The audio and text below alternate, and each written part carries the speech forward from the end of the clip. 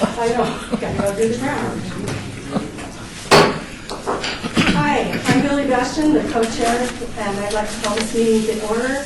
The City of Las Vegas Parks and Recreation Advisory Commission for February 2nd, 2016 at 4 o'clock p.m. So we'd like to see if we're in compliance with the open meeting law. Yes, we are. Thank you. And then can we have a roll call? Chair White En route. is en route. Vice Chair Batching. Here. Commissioner Truman is excused. Commissioner McCurdy. Here. Commissioner Aker. Here. Commissioner Lee is excused. Commissioner Armenian. Excused. Commissioner Lopez. Here. Commissioner Thompson. Here. Commissioner Becker's excused. Commissioner Taylor. Here. Commissioner Lyson. Here. Commissioner Debray. Here. Commissioner Niger. He's supposed to be en route, I would say as well. Currently excused, but en route. Commissioner Schultz. Here. Thank you, we do have a forum. Thank you.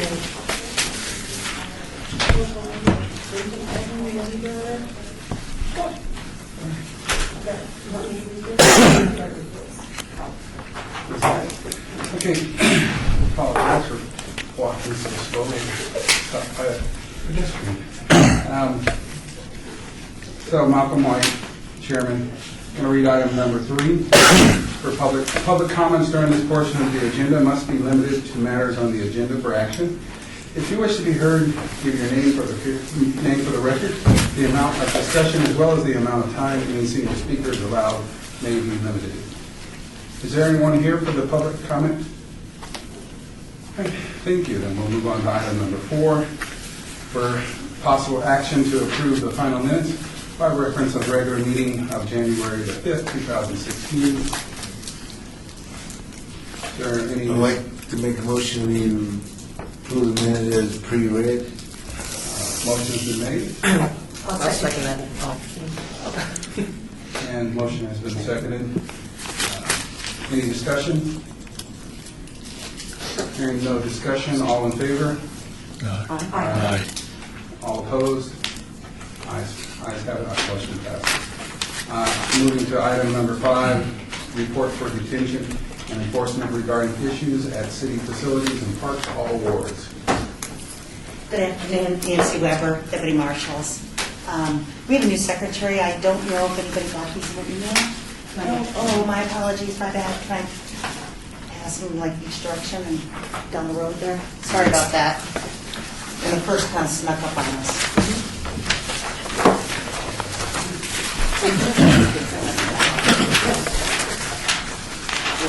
Try to get it to Kelly sooner. Sorry about that. Anyway, the average time for calls was 9.4 minutes. The number of dispatch calls was a total of 138. Self-initiated that were reported was 195, making a total number of calls 333. Total number of arrests was 27.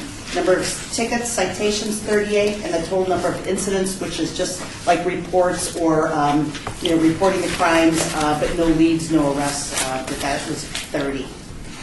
Some of our big stuff was the problem areas is Floyd Lamb. We have bikes, problems with bikes and motorcycles all the time through there. But our SET team, the undercover team, has put together a redevelopment, and we're going to put up blocks and exits where the bikes and motorcycles are coming through. We get a lot of complaints there, and I don't know if you know, but we're doing a soft deal with our enduros right now. We have 4 out on the streets. They're going through Floyd Lamb and some of our trails in the east and west side of town. I think they're officially start February 10th, but they've been out on the bikes starting last week. Robberies are down. We only had 4 so far this year. Last year at this time we had 7. We haven't had, I think we've had 1 auto burglary, that's all. And we've had 1 hit and run accident which happened during the Vegas Cup at Kellogg's Air. The increase in batteries is up though, and it's mostly during soccer. Sorry, Ms. Ellison. But during the soccer games with the referees. Let's see. The copper wire is still going rampant. We think we've had 16 so far this year. There are kind of minor ones, though, and they're in remote areas, Polly Gonzalez area and some of the outlying areas. But they're putting an end to that with the TIFO that goes out. They're welding the cases shut where you have access to the wires. So what they do is they cut the wires during the daytime, and then at night they pull it through because the power's turned, is off during the daytime. So that's when they sneak the wires out at night when nobody's around anyway and can't see. But those boxes have all been sealed, the ones that have actually been broken into. And they haven't gotten masses amount like they used to in the past. In the parks where they're taking all the wires, they're just getting small amounts, like maybe 2 lights at a time, which is worth maybe $1,500, something like that. But so far, they have not seen any of the wire in Las Vegas, so they must be taking it somewhere else. But total so far this year has been about $30,000. So last year it was about $115,000 for the whole year. But we figure it's going to stop soon because the supply is going to be limited where they can get into. And it's indoor and outdoor. And basically how we tell the wire is there's 7 strands, and it's a combination of red, green, and 2 blacks.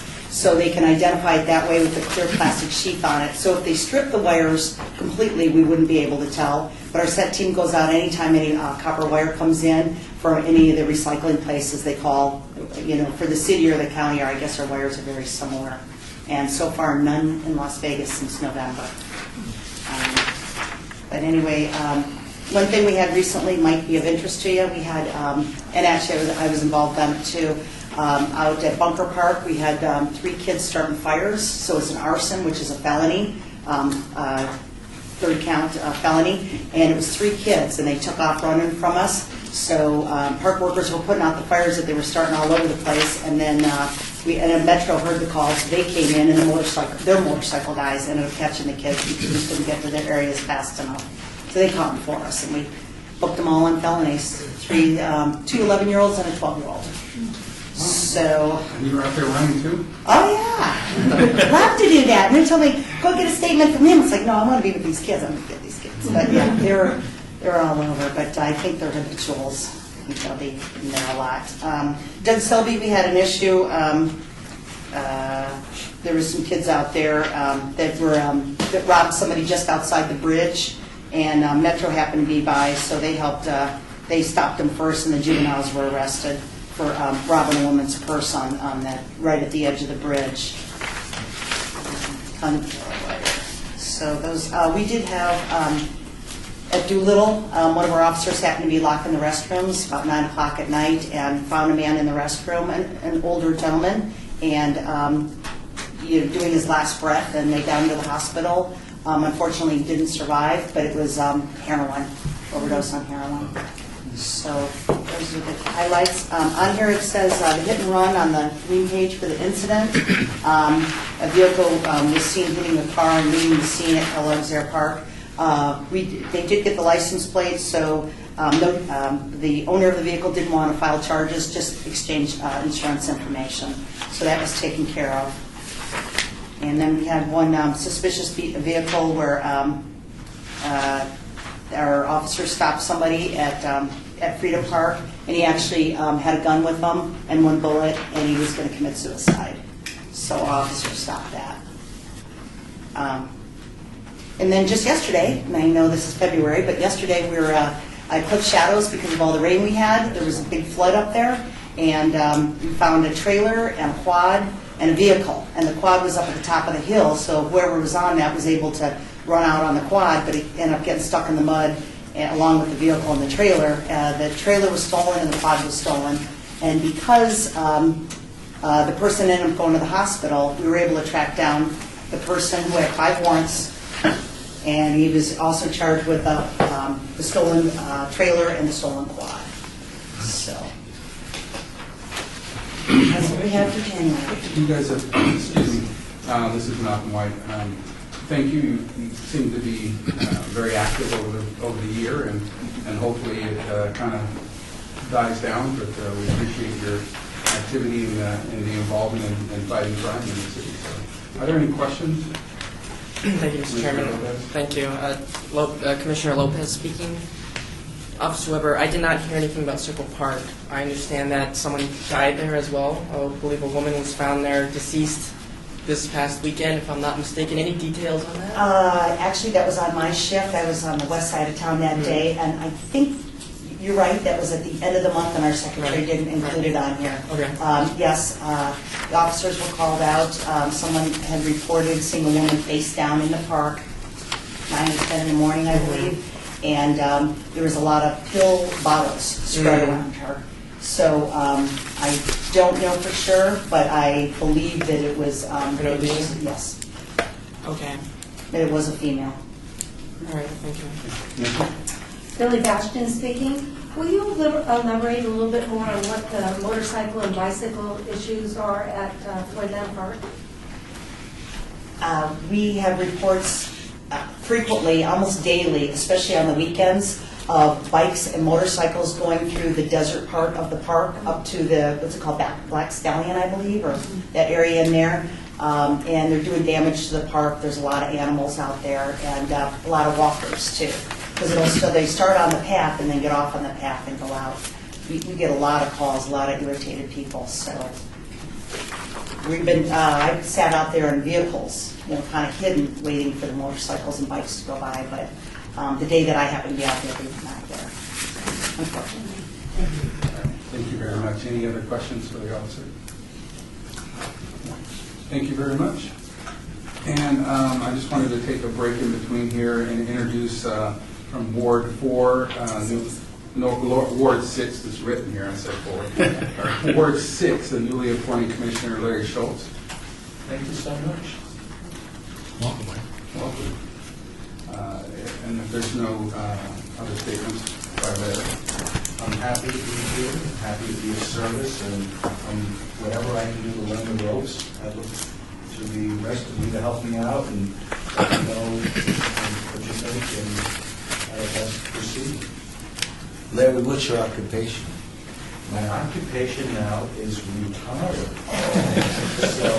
But I am serving as a volunteer on another board in the city, which is Billy, the Neighborhood Partners Fund Board. I'm active in our Providence Homeowners Associations. And before I retired at Wood Worley, I was a corporate executive for the Parker Hannifin Corporation with my expertise in compliance and ethics. And I also was an instructor at the University of California, Irvine.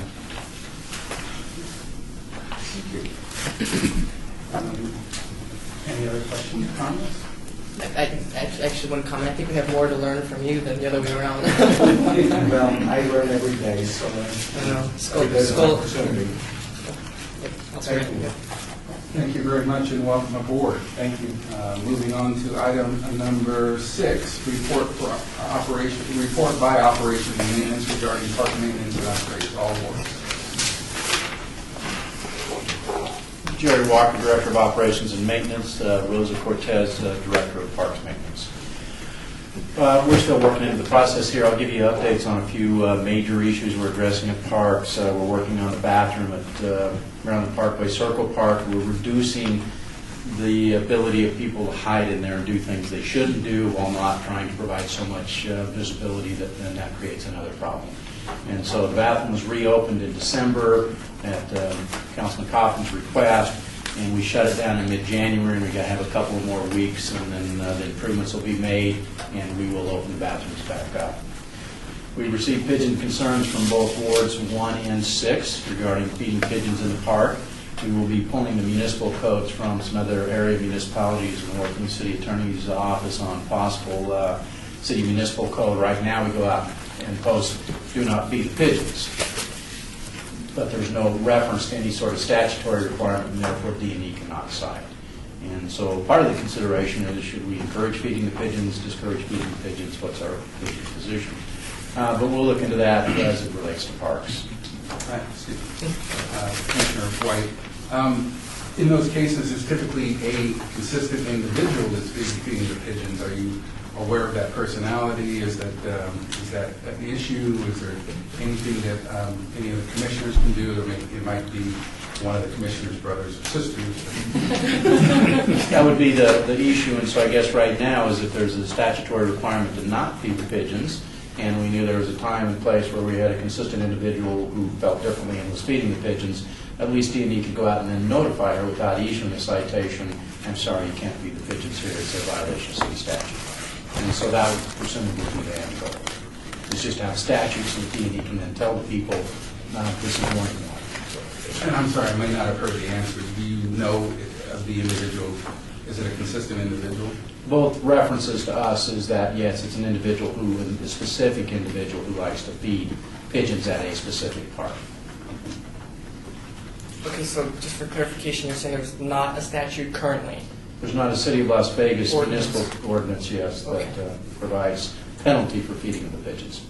And just as a point of reference, I've been on the commission for a long time, and I haven't heard of this type of accident.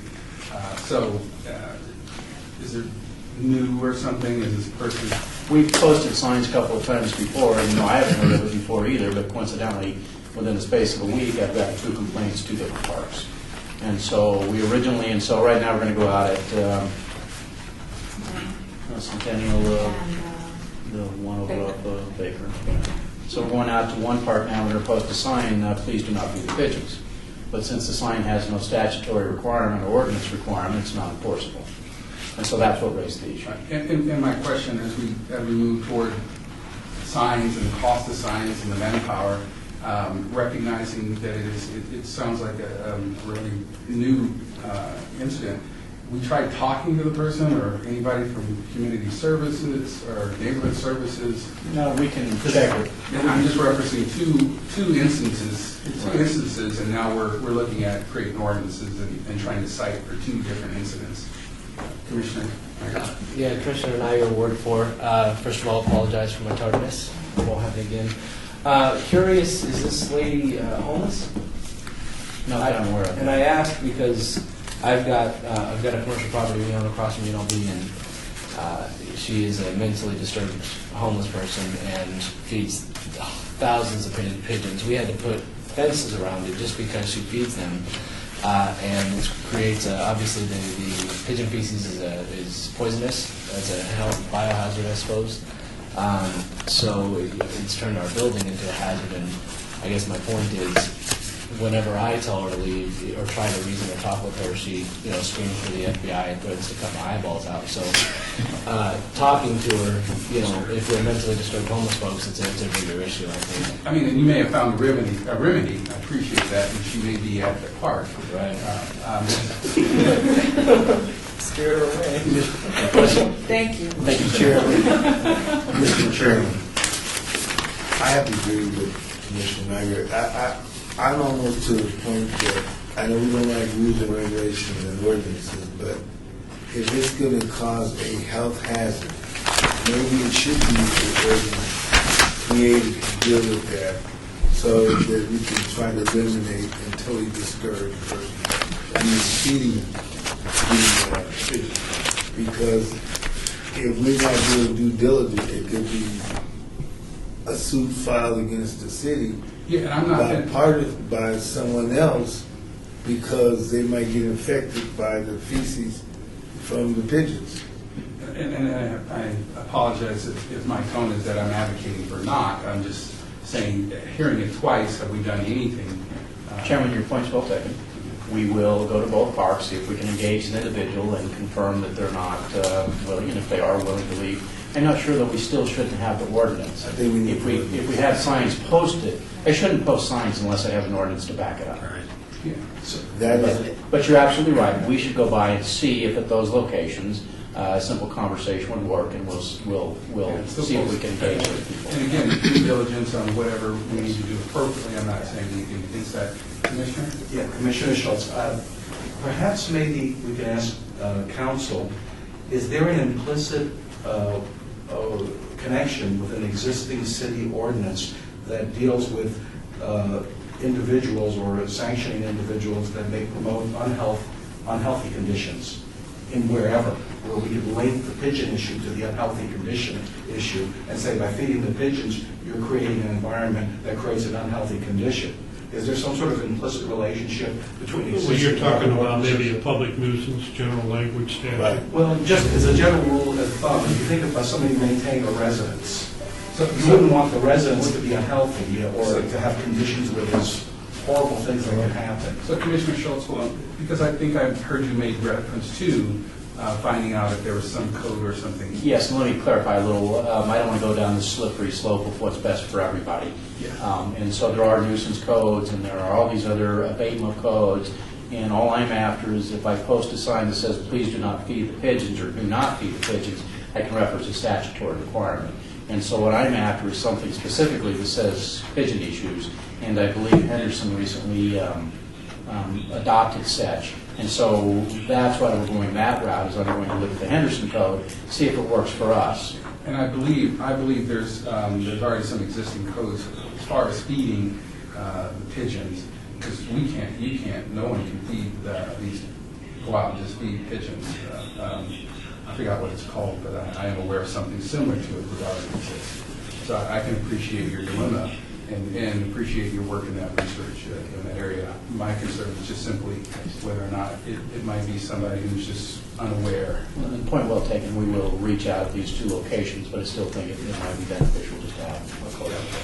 And I apologize for interrupting. Yes, just one last question. Are we talking about implementing signs at all parks, or just this one in particular? No, I'm saying that if I have a couple of park locations where I need to put a sign out, I'd like to reference the code. Okay. And so- And right now, it's Baker and Centennial. Okay. Yes, and so, no, I'm not going to go on some pigeon war. I just want to be able to reference the code. Yeah. And so I didn't mean it to be any big issue, just something that, as Parks Committee, I thought somebody should bring up. So, hold on, And in pigeon, full support, yeah, pigeon gate, for sorry. the record. Commissioner Purdy.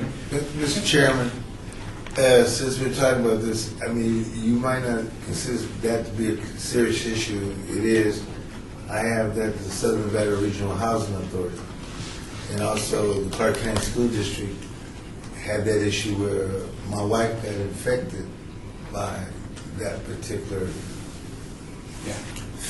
pigeon stuff in her employment at the Clark County School District.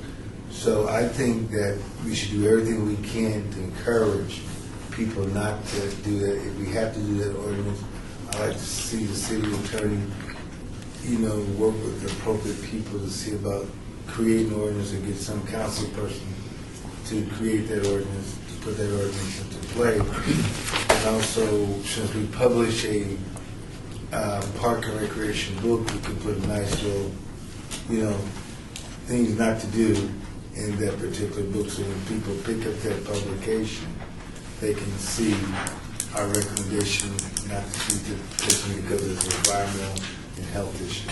Yeah, and thank you, Commissioner Purdy. The code enforcement, animal control, and all the municipalities do their due diligence in working with trying to prevent individuals because there is a health hazard. I mean, it degrades paint and all these other, for cars and all this other stuff. So I understand your concern, and my apologies if it came off different, but recognizing that people do get injured by these incidents where they create this unsafe health environment. So, Almost hate to bring the next subject up. We have a feral cat colony at All-American. It has raised some issues, and so we will be working with Mr. Hacker and Councilman Tarkanian to see if we can come to some mutually acceptable agreement among the various parties. It's just an issue that we'll be working on outside of parks. I missed where you said. It's All-American. Oh, thank you. We have some survey results. We sent out surveys here, I believe it was probably almost a year ago now. And we will, at the next meeting, try and bring those surveys. And what we did is we sent them in a geographical area near a park, and we said, what do you think of your park? Do you like your park? And got those results back. It's not a computer survey. It's not an internet survey. We picked addresses on the basis of where the park location, they were specific to the park. We'll try and have those ready for the next meeting. and if you could, can you send them out before Yes, prior to we the will. meeting? We will work, as soon as we have them, we'll send them out. We're working on intermediate trash enclosures at KZ. This is in response to soccer league concerns and the requirement that trash cans be emptied, and so we're trying to look at how can we reach a middle ground on that, and by providing intermediate placement locations that may help assist with that problem. And so that work's in progress and will be done shortly, and we'll see how much that helps to alleviate the problem. We had some abatement issues at Doug Selby, encampment abatements, and we have some encampments underneath the pedestrian bridge. As the individual also responsible for water quality issues, this isn't so much park issue, but it's degrading the park use. We will be coming in and removing those encampments and then securing the head walls at those bridge locations so the encampments can't be reestablished. Excuse me, I'm sorry, when you say, are you working with any other agencies or social service? Or We will work with our community services outreach folks when we relocate the encampments. Commissioner McCurdy? Mr. Chairman, through Mr. Hacker to you, I'd like to know, the Las Vegas Rescue Mission, you directed it, approached me when he found out I was a park commissioner, when Councilman Barlow and I were all at when his coffee, have come coffee with the council. They want to use, or they suggest using not Liberty Johnson, but Ethel Pearson Park for a daytime, thing for the homeless. I don't know if that's good or bad, or what it is, because I know that would knock off the use of potential people at the park. So I kind of said we'll talk about it, but I'm glad you brought that up, because after listening to you now, I don't think the city should enter into no kind of agreement, memorandum of understanding with the Las Vegas Rescue Mission after you made your statement. And Commissioner McCurdy, I think I'm dating myself now, but that particular stretch was a particular issue several years ago. Right. And as a result of the homeless using that park and the families surrounding that area wanting to use that park, they put up the signage and made it a children's park. Right. To make sure that if you didn't have a child in that park, that it would be an ordinance violation. So that's good. I mean, I understand now, so I know what to get back with that gentleman. Well, we had a meeting with the director and Councilman Barlow's staff. That's good. And he asked, here it was in the last 30 days. Yeah. And so Harry Williams was there, and the request was made to Harry, and he said he would bring it to the councilman's attention. Okay. I also know there are some community services folks who are working on consideration of maybe a central area on Fort Master. And so That's good. They're really not parks issues, but those things are in progress, and our community services folks do intensive outreach and attempt to assist that population. Yeah, and thank you. And I happen to know that there are some federal funds that are coming through that are working with homeless and relocation and housing over the next year that will be addressing some of the social needs and concerns. So. Because I just really have a serious issue. It seems like Ward 5 is dumping ground for every homeless program that we have in the city of Las Vegas. I like to move to Ward 4, Ward 3, even Ward 1. I think you guys should have a sheriff, see how it is. That every day you drive down the street, you got people sleeping on the sidewalk right up on our city bridges. Just horrible sight. They were taking residence in my church. And I just want to refrain from making any real comments as to the lawsuits that followed from busing the people to different cities and states. Commissioner McCurdy. Jump to the next subject then? We're working on the Baker Park, the pop-up dog facility, and there were some concerns with that. We cleaned it up and addressed those. We will be reviewing our field trip with Councilman Beers. Ward 2 parks. We are open on a monthly basis if there's a desire on a ward-by-ward basis to go for a monthly ride and look at parks. Rose and I are open to that for anybody who'd like to do it. Again, it'd be nice if we could do one ward at a time, rather than kill a whole month, but we would be more than happy to get into that as a sequenced activity so that we can drive your parks and you can point directly and say, see, the grass is dead. That way we see it. So thank you. In the past, we have had opportunities to take a yearly annual tour of parks and such. And I'm so glad as the new maintenance and parks director, if that's something that you're now announcing that's in your budget, we'll jump in a bus and. Well, and let me rephrase it this way. Be two at a time. Well, and we're welcome to come in on a late afternoon with you, and certainly we can consider Saturdays, and I have no problem with it. I have a 5-seat Tahoe, a city vehicle, and so if there's 5 of us, we can take it. If I need a second vehicle, we'll bring a second vehicle, and we will do in whatever your time allots, and so if you need to start at 2:30, we need to take 3 hours, we'll take 3 hours. If that gets us through a certain number of the parks, great, and so that's better than you seeing one thing and us not being aware, and you saying something and us looking at the wrong thing, and so we want to fix and keep the parks in good condition. We want you to have confidence that we're doing so. And so I suggest that at the next meeting, maybe you draw lots, or we go sequentially, or however you would like to do it, and we set a date in March for whichever ward would like to go first, and we will go for a ride with you at a time of your convenience in March. And if we do one ward a month, we can do every ward twice a year. Sounds very good. Commissioner Beckman. So is the suggestion that we would go as a quorum on this field trip, or No. we would contact? Individually. I would go with I just was specific looking for ward. clarification. So you would like us, because there are 2 representatives for each of the wards, and then the mayor has, I believe, 3 representatives that are at large. So your suggestion would be that we contact, is that what, Rosa, is that how I understand it? Yeah, you can contact Rosa and I, and we Oh, have about okay. 30 days to schedule it in. You just shoot an Okay. email to Rosa and say, look, Thursdays are normally best for us, and so Okay. Thursday afternoon, I know some people work, some people are luckily retired, and so. I just know that several of the commissioners, this is Billy Bastian speaking, I know Commissioner Tabor and I are wanting to do that. We've heard really good feedback from Elizabeth and Mr. McCurdy that went on a tour in previous months. So I just wanted to make sure that I understood the You understand clarification. correctly. They'd be willing to do it by a ward basis. is what We're you willing said. to do it by a ward basis, on a monthly basis, and the mayor's appointees can ask and come on whichever wards they want, I guess. And what we'd like to do is you, and we can't make it all the parks, but you tell us which parks you want to go to. You point the issues out to us, and I will give you an answer. I can't afford to do that. I wasn't aware of it. We'll take care of it. It's on the list. We'll get to it next week. Whatever that answer may be, but you'll have an answer. Wonderful. I like that. Commissioner Schultz and then Lopez.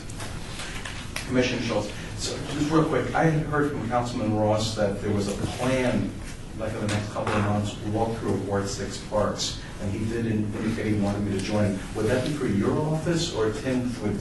It's actually in conjunction, but I believe Jerry's Yeah, I'm not, taking care of that. Or Rosa. yeah, I'm not familiar with it yet, but we would certainly like to participate on any walkthroughs. Well- Certainly, Councilman can schedule whatever he'd like, and if he knows we're anxious to come, I'm sure he'll invite us. I was under the impression that it was in conjunction with staff, that it wasn't independent. Oh, That's- I see.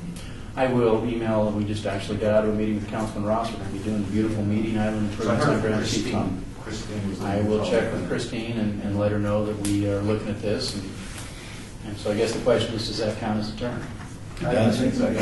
But she indicated that he wanted both of the board members to, or the commission. attend? I will email Christine and ask her what the plan is, and let her know that we are available at Councilman's convenience, and that, that's out of sequence, so be it, but we want to see the Ward 6 parks with the commission members and the councilman. Yes, Commissioner Lopez and then Yeah, McCurdy. thank you.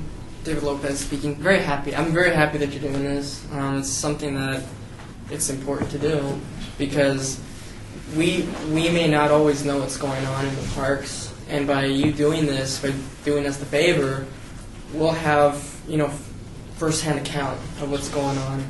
So that's a really good thing, and you'll be hearing from me soon because that's something that I've always wanted to do. And I like it that you're taking it to heart, because that's what our job is. Our position is the city's position is to see what's going on, and actually act on it or not act on it, but provide an answer. That's something a lot of our constituents, have a complaint about, is you don't tell us or something like that. We want to know what's going on in your ward, and it's really important. So I'm very much in favor of this and in full support, and I can't wait to take advantage of this opportunity. So, thank you very much. Yeah. Commissioner McCurdy? Mr. Chairman, I think I know what Commissioner is talking about. Elizabeth and I, we scheduled that we go with Councilman Barlow's staff to visit the park the time that we went. So I'm quite sure that's the same thing that your council person wants to do, because they told me one time when Liz and I was riding, you can come tell me about this going on in that area. So now I know that when I'm out looking around, observe what's going on, and I'm quite sure that's what. I'm very happy to see what kind of manager you are, what kind of director you are. I'd like to take you to the housing authority. Let me, Jerry Walker, let me go ahead and make a suggestion. And certainly we would invite council, I'm sorry, I had to go to that point, and so we would send a notice to council office and ask that the councilman's welcome to come, or we can send a liaison, we can send both liaisons. If we have to take 2 cars, we'll take 2 cars. And so my recommendation is that since Ward 6 is in progress, and it's not to count Ward 5 out to put you last, but since you recently went, We have no problem. okay, if you would decide on who's first in March, and so whoever, and maybe whoever's convenient for that last Thursday afternoon in March, or the council sessions are first and third weeks, and so council people would be easier to find at the second and fourth weeks, and so either the second or fourth Thursday of the month would be the best time to try, I believe, to catch staff at the council office. And so if you will tell me the date you want in March and which ward is first, then I will coordinate with the council office and copy the respective board members and say, we talked with Commissioner Smith, Commissioner Jones, we're going to go for this tour, would you like to go with us? And thank you. If through Director Hacker, there could be some coordination with Kelly in doing that.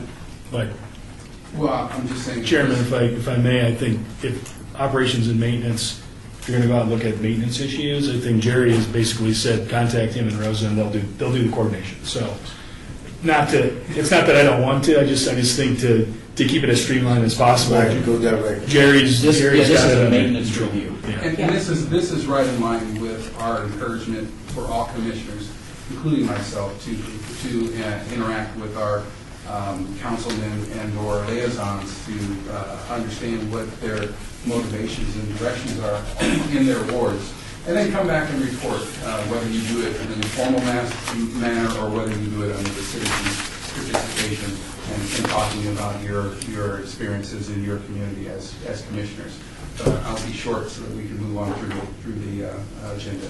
And I'll finish up real quick. I gave you my card. My email address is on there. I'm sorry. Could I have both your cards? I'm sorry, I didn't bring it up. I only had the last one, but Rosa has. I will bring some to the next meeting. Okay, I'll take your And card. so if you'll email me, we'll schedule the first park review in March.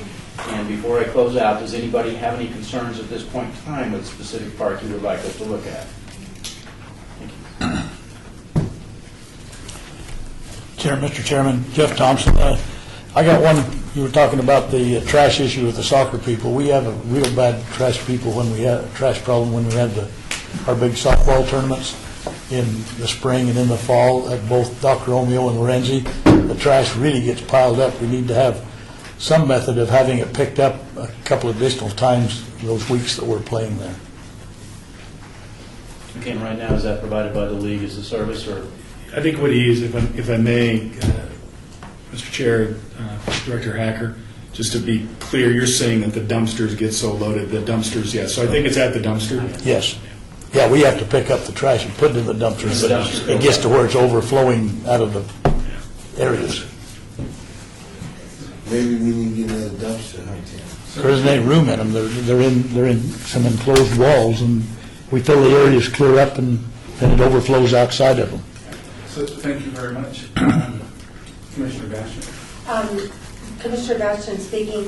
Regarding issue, there is the tennis courts at Bob Baskin Park on the east side of the courts, is that there is a large segment of the tennis green that is torn.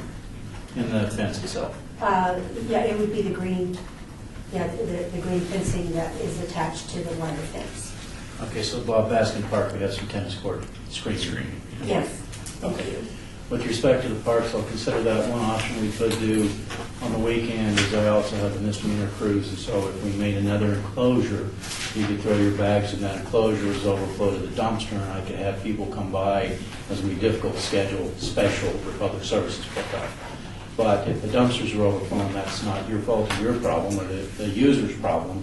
And so if that's the case, we probably need to provide for those bags to be placed someplace centrally, and then I can bring a crew by to pick the bags up in a trash collection truck. And so, is there a specific event? Is there one coming up? Or? There's one, be the, like the 24th, I don't have the exact date, like the 24th of April, which will have about 200 teams. The tournaments we have At in both of the, those parks? at Lorenzi and Doc Romeo. In the fall, be the last week of September, the first week of October, we'll have probably 600 teams this year. We had 550 last year. Another option would be too, is to get a roll-off, a 30-yard roll-off too, for that weekend. For that weekend. When we know that, we can I request can the public give you the to exact drop off. dates. I don't Yeah. have them with me, but Right, and we should know the dates, and we'll come up to speed on the dates, and pretty soon we'll know. But yes, and so we'll bring our business cards next time. You'll have those. You tell us when the events are, and we'll either provide for city staff to come by in a trash truck and pick up the trash bags out of an enclosure, or we'll get a roll-off from the public services for pickup on Monday. okay. Commissioner? Angie Robinson. In regards to that, the soccer tournaments are forced to rent our own dumpsters and put the trash in. The city doesn't come and empty them for us throughout the event. So every site that there's soccer or games being played, we have like a $500 bill per site. So you bring in a With- trash collection service, the soccer team You does. guys make us. I'm sorry. Commissioner? You guys make us. Chair, if I may. It's, Again, these are issues regarding the tournaments that are kind of outside the scope of what we're talking about. We're making headway as far as our allocated users at Kellogg's Ear, for example, as far as trying to shorten the distance. Trash, we know, is a concern. And again, we have like the Mayor's Cup. Mayor's Cup is coming up here in February. Mayor's Cup they do rent large receptacles on their own and have done that for a number of years. I don't know about the other tournaments. That was transferred a number of years ago. So, what Mr. Thompson is talking about is something that we do want to treat everybody exactly the same, so it has to be taken into consideration. Certainly, I'm sorry, I spoke out That's of all right. turn. It's something we need to coordinate with Parks and Rec. And so we realize the frustration with trash collection. We'll talk with Mr. Hacker to see if there's anything as the maintenance folks we can do to facilitate his customer base. And so here's our position with Mr. Hacker, as he represents the largest customer base. The leagues are, as a group, a primary customer base, and so we want to work with Mr. Hacker to facilitate that customer base. And I appreciate that, recognizing that within this room of commissioners, you do have individuals that represent certain sections of our community and users. So as you might address one specific user, just be mindful that there's another user in here thinking that they're... A way to cut There's more than two, so that may be looking at the balance in the way that you're answering questions. So- Didn't mean to. Yeah, there's more than two. So thank you very much. If that's the end I'm of your being report. nice. I think I look forward to hearing from you for the first tour. All right. Is there, I'm sorry, on these tours, is there going to be food and beverage provided? Depending on how hot it is, I'll start to bring forward. You stop at 7-Eleven. Bring your own. Thank you. We'll move on to item number 7, report by Parks and Recreation staff regarding programs and activities at Maribel Park. Maribel Community Ward. Thank you. Sadie Foley. This is Tim Hacker, Director Hacker. Director Hacker, Commissioner Hager. Sorry, I believe it's Ward 2. It's Ward 1, actually.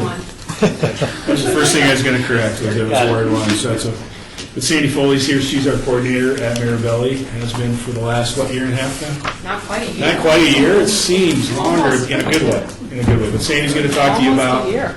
the wonderful things that are going on at Maribelli.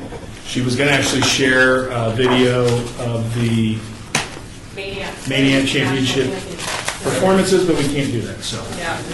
Technologically. difficulties. I'll have to watch Channel 2 and see it there. They're trying to wait. Channel 8. Only some people can watch that. Good afternoon, my name is Sandy Foley. I am the coordinator at the Mirror Valley Community Center. As Mr. Hacker said, I've been there actually not quite a year. I started back to the city in February, landed in an incredibly wonderful place. Wasn't very familiar with what went on at the Mirror Valley Community Center, but has been delighted to learn about it, participate in it, and I have to tell you, if you haven't been, you should go. It's one of the happiest places on earth. It's got the most incredible vibe. Staff is incredible, patrons are incredible, kids, everything. So, and it looks great. It's bedazzled out. It's a really fun place to be. I come from an athletic, sporting kind of environment. Worked in tennis for a lot of years, so this has been a really great change for me, and I'm happy to be here this afternoon. I wasn't sure what to expect. This is my first meeting like this, so it's been interesting. And if you have any questions, this will go fast because I was thinking I was going to burn some time with my video. But we'll go through here just a little bit. Okay, so which I'm going. You said it's different, right? Down. I do have a question. Okay. Related to March, and understand that you guys have a culinary area at Maribel. We have a kitchen. Just a big word for culinary. Do you guys have any special food cooking activities in March? Because the commissioners are looking at trying to take tours. We don't have any food scheduled activities in March. However, if you wanted to come out and visit us, I'm sure we could make an arrangement to have some food there if you wanted to come see us. I was just speaking for the other commissioners. We do great things over there, so I'm sure we could put something together. Okay. So we've got a great staff, great city employees at the community center. We have 5 full-time staff. We have 38 part-time staff, and I don't need to read through all this stuff, but it's kind of it's a very vibrant, busy center. We have 99 unique activities offered each week. In the little packets I gave you. Where's ours? Huh? Where's ours? 1, 2, 3. That's more over there. I promise you I'll give them to you before you leave, because I gave you our offerings for the spring and just a Park and Rec magazine for you. We average over 1,257 registered participants per month, and our average cost for the class, and that's counting preschool, leagues, the whole kind of thing, is $33.93. And we have over 5,104 people that are registered attending every month. So we are a very busy, fun place to be. Place to grow. We have a great preschool program. We have beginning gymnastics programs. We have dance classes, martial arts, youth programs, summer camps. We have a daddy-daughter dance coming up that is fabulous. First week I started at Mirror Valley, that was the first thing I did, and boy, it was awesome. Cutest thing you've ever seen. So if any of you want to bring your little girls and have a cute little dance, it's awesome. Halloween carnivals, birthday party packages, which has been a great thing because we're getting new people in, bringing 30, 40 kids in. It's a lot of fun. We have an incredible gymnastics room, which is why we have this great cheerleading program also. The kids have a ball in and a great big community room, so if any of you want to have some birthday parties, great place to be. Gym memberships, adult programs, yoga classes, open gym, you name it, we've got it. If we don't, and you have something you want to add, we'll probably do that too. Okay, so you're in live, just a couple pictures of all the things that we're doing. Great diverse group over there. In December, we had a dance recital. Over 1,000 people attended our dance recital. Incredible dance recital. Outgrown our community center. We're going to have to take it on the road somewhere, so it's really fun thing. Cute little girls there. Preschool. Santa came to preschool. We have preschool. It's a state licensed preschool program, ages 3 to 5, 2 days a week, Monday, Wednesdays, Tuesdays, Thursdays, and the fall we're adding Fridays. This is our offerings. Great group of kids. We have our teachers have been there for 10 plus years, so it's a great place to bring your kids if you have a preschool age child. Youth flag football. We play at all the parks that we were just talking about. League is growing, it's expanding. Different community centers are joining in, so great. It's a great program. And by the way, it is girls and boys, so. A little bit about our birthday parties, our packages that we're offering now, looking to expand that a little bit. We started this in the fall. We have a waiting list now, so it's really great. Okay, so then we get to our premier program over there, which drives a lot of our business, drives our gymnastics, our dance, everything on a Wednesday and a Friday evening at the Mirror Valley Community Center. It is all orange and black. It is incredible. We have 100 kids participating in this competitive cheer program. They've won a national championship 5 times under the Maniacs, and several more as I don't remember what they were called. Mirror Valley Magic. Magic, thank you. Mirror Valley Magic. Yes, they're very famous. They are famous and infamous also. Yeah, they're wonderful. Incredible staff that works with these girls. It is like a family over there. I mean, from little tots all the way up to 17-year-old kids. I had the opportunity to go to my first national championships at the New Orleans just a week ago. I'd never seen anything like that. I've done a lot of national tournaments and things like that, but this was something. And I wish I had the video. But anyway, great program. And that's the end. I'm sorry. I was going to show this great video, but there it is. Any questions about what's going on over there? Yes, sir. Sure. What do you? I assume the preschool has something to do with it, but what do you attribute the popularity to? Besides wonderful operators. Well, you know what? I can't take credit for that. I mean, I've only been there I'm working on 11 months. I hope I'm making good things happen over there too. But honestly, it's incredible staff. It is absolutely about family. So people, it is spreading the word. Family tells family. Oh, you know? Please enlighten me, because it's crazy good. Yeah, Really it's wonderful. yes. The Mirabelli Center is one of our older centers, and the gymnastics program has grown. There's tremendous support from UNLV cheerleaders that have been there. It has been award-winning for its roses. We had a commissioner here that was a master gardener, and she had a award-winning rose bed there. So that particular center, even with all the modifications now, has enhanced it. But they had chess there. I mean, I don't live in that area, but I've been there because of some of the programming, one for their culinary center. I was there when I was a kid. It wasn't as popular. It was booming, you just didn't know it. Have you been? Then you obviously haven't been since they built the new building 10 years ago, I believe. No. Correct, Billy? 10 years ago. Yeah. Okay. The facilities in this place are incredible. People walk in. We did a tour with some people that actually visited a couple weeks ago, and they could not believe that it was a government building. It is truly an amazing place.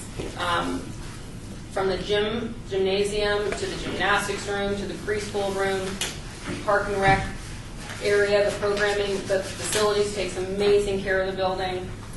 It's really incredible place, and it's very busy. I mean, it's packed in the afternoons. It's great. Yeah, and that's one of the things that I'm very proud to sit on this commission because of the city of Las Vegas and their efforts in the Parks and Recreation area to be award-winning, not just at this facility, but at many of our awards. We have some phenomenal facilities, and we've been recognized by the National Parks and Recreation for the efforts done by the staff here, well before Director Hacker, but including now with Director Hacker. It's really a great place. Yes, sir. Yes, Commissioner Larry Schultz.